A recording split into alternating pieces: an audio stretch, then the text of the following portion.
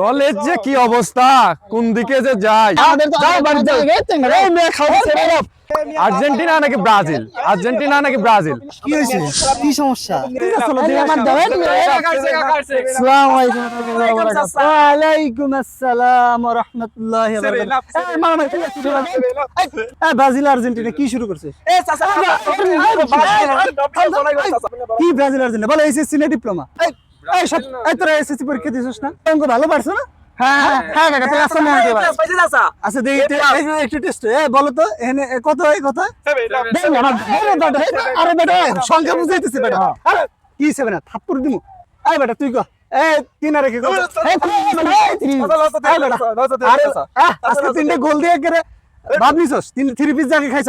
বাদ দাও, এটা হলো সংখ্যা বুঝাইলাম। ঘটনা হইতেছে এখন ভর্তি হইতে হবে না। এসএসসি পরীক্ষা শেষ না, ভর্তি হওয়ার প্ল্যান করি। ধরো এইচএসসি গেলা 2 বছর, আবার আর্টস করলে 4 বছর, তো 5 বছর লাগিয়ে যায়। মাস্টার্স সব মিলে কয় বছর? 7 বছর। ধরো 7 বছর, এটা বুঝাইলাম। মন খারাপ হলো? রাগ করলা? ডিপ্লোমা করলে কয় বছর? 4 বছর, এটা বুঝাইলাম। তুমি কি রাগ করলা? কি এসএসসি শিক্ষার্থীরা তোমরাও চিন্তায় আছো এইচএসসি নাকি ডিপ্লোমাতে ভর্তি হবে? বাস্তবতা হচ্ছে এইটাই, শুধু সময়ের পার্থক্য নয়, দক্ষতামূলক শিক্ষা ব্যবস্থার মাধ্যমে গড়ে তুলতে পারবে তোমার ভবিষ্যৎ।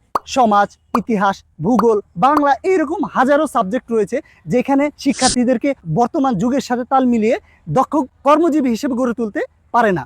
বাস্তবতা হচ্ছে এসএসসি শিক্ষার্থী কিংবা জেনারেল শিক্ষার্থীরা ডিপ্লোমা কারিগরি শিক্ষা সম্পর্কে ধারণাই নেই। কি ধরনের শিক্ষা ব্যবস্থা, কর্মক্ষেত্রে কেমন সুযোগ, সেটা সরকারি কিংবা কোম্পানিতে। ডিপ্লোমায় 4 বছর লেখাপড়ার পর সরকারি চাকরিতে 10ম গ্রেড, যেখানে তুমি 7 থেকে 8 বছর অনার্স মাস্টার্স করার পরবর্তীতে 10ম গ্রেড কিংবা অন্যান্য গ্রেডে আবেদন করতে পারবে।